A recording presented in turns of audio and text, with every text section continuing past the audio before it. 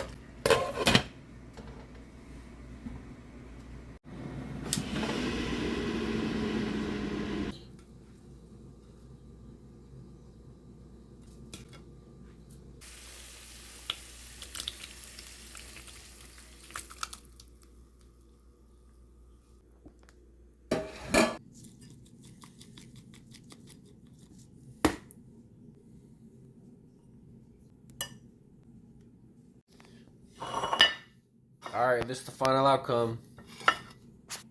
You get your nice bread and toast. Here you go. Bon appetit. This is easy at home, lazy and easy. Chicken Alfredo and panini with two garlic breads, man. Check this out. And this is all homemade. Took literally 10 minutes. I'm about to chow down.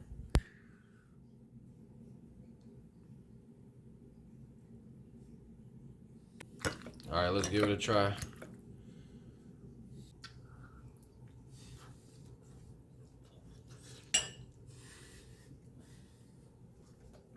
Bon appetit. Not good. So what you gotta do is you gotta take a bite of the pasta and then you take a bite of the bread right after, so you got the soft and the crunchy at the same time.